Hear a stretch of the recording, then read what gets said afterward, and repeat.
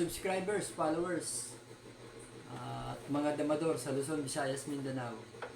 Welcome na naman dito sa programang The Secret Victory in Dama Game. Mga kadama, ito papakita ko ay part 5 ng 416 versus 313. At yung part 1 to 4 nandito sa YouTube. Kung gusto nyo makita yung kabuuan ng part na ito, part 1 hanggang part 5, sa YouTube nyo makikita, matatagpuan.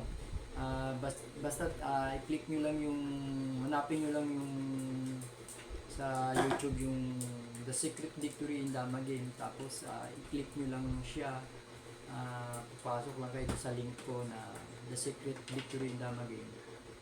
Doon makakapasok na kayo at makikita nyo na yung kabuuan ng 416 versus 313. Ito na nga yung pang part 5. Kaya mga kadama, umpisahan ko na itong tirahan na to. 416, 313, 215, 83. Sumubo pa rin. Kain. Yan. Dito, yung part 4, natapos na tayo dyan. Dito naman.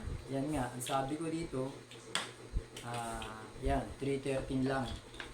Ngayon, kung maaga siyang pupunta rito, susubuan natin. So, kitang-kita naman, madidibalde. Hindi niya gagawin. Ibig sabihin lang. Ngayon, kung ito, yan, posible pa, pero dyan sa part na yan, isusubo lang natin to mga kadama.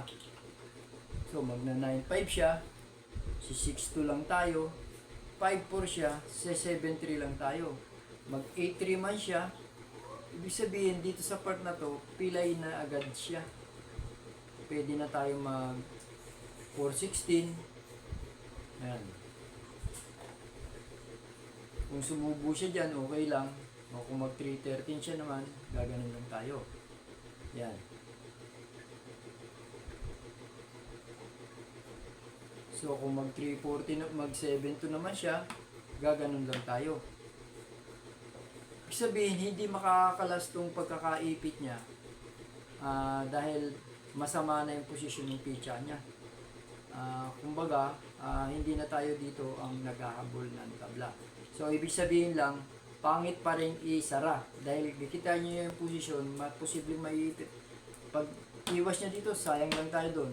Tapos, baba na naman tayo ng, ayan, baba naman tayo 11.6. So, ibig sabihin lang, pilipit ang pitcha niya. Kaya, kung siya ang magdadala niyan, hindi niya siguro dadalhin dyan para maipit. Ibig sabihin, pag sayang natin ng 3.13, hindi siya tatakip. Okay, balik ko lang, no?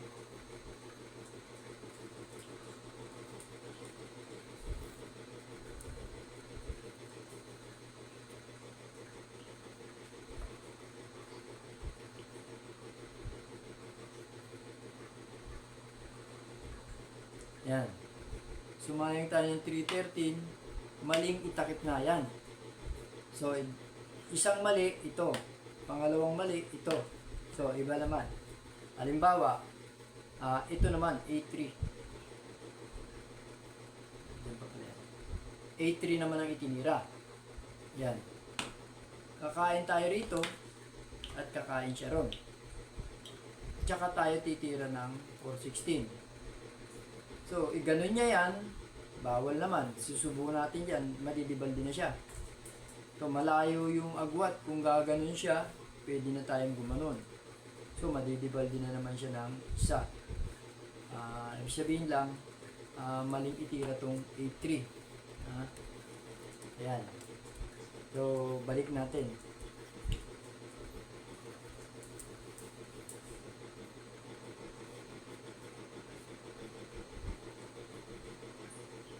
Yan. Pag sayang natin ng 3.13, maling itira yung A3. Madidibalde. Ngayon, ito naman. Yan.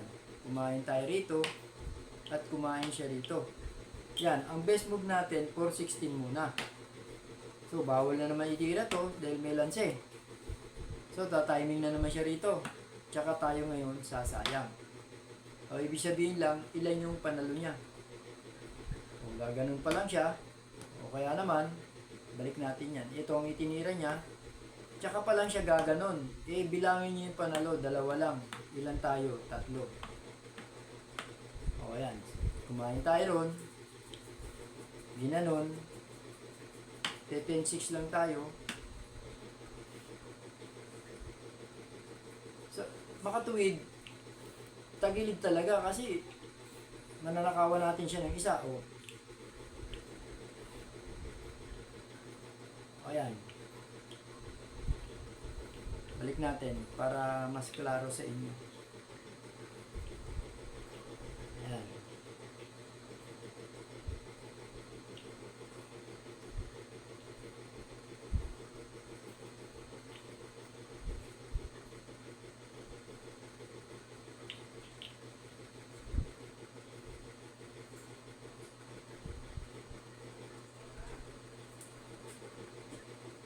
Yan, di ba? Pag sayang natin ng 313, ito ang itinira. Kakain tayo rito, kakain siya dyan. Sabi ko nga, 416 muna. Ngayon, kung titira siya dito, matatalo. Ito muna ang itinira niya. Tsaka tayo nagnakaw. Dalawa lang yung panalo niya. Isa, kain siya rito, pangalawang nakaw. Pangalawang salo niya. Tayo naman sa pangatlo. Ibig sabihin talagang dibalde. Oh. So, makatwid, maling itira yon. Balik natin.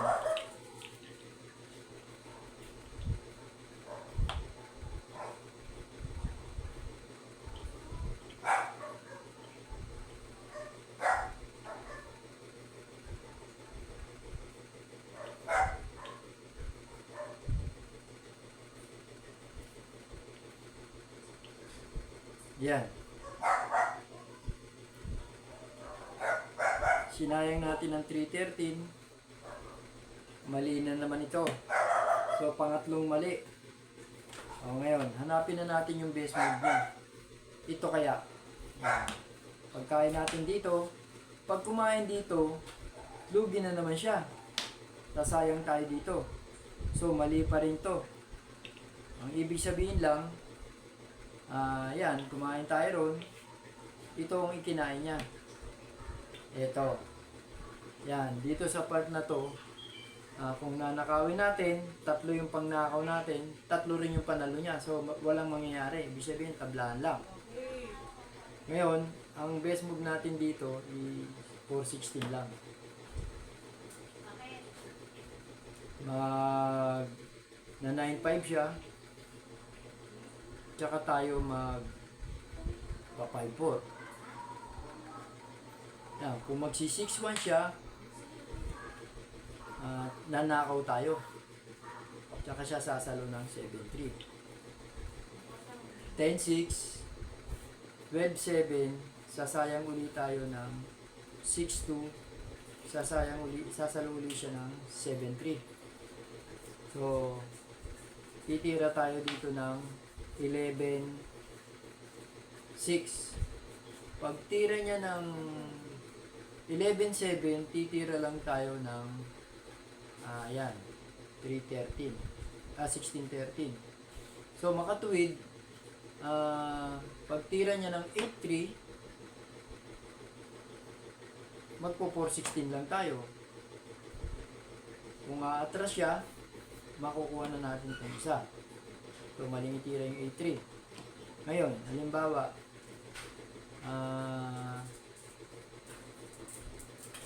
7-2, sinayang naman natin siya ng 6-2, umilag naman siya dito, at saka naman tayo sasayang na 4-16. Pag sayang natin ng 4-16, madidibal din naman siya ulit. So, ibig sabihin lang, dito sa part na to, lamang pa rin tayo. So, kaya dito mga kadama, umikot na lahat yung tirahan. Ibig sabihin lang, sa part 5 na to, marami tayong inilamang na tira. Puro halos lahat lamang. Dun sa part na una, nakita naman natin, pag sinayang at tumakip at umilag, lamang pa rin hanggang dito sa dulo. So, ibig sabihin maganda lang itong kinahinatnan ng part 5. Kaya mga kadama, dito na nagtatapos itong part 5 na to. At sana nakaambag na naman ng maikling kaalaman yung pinakita ko sa inyong tirahan para din sa inyong kaalaman din sa paglalaro ng dama. Kaya mabuhay kayo mga kadama. Sa muli, see you soon.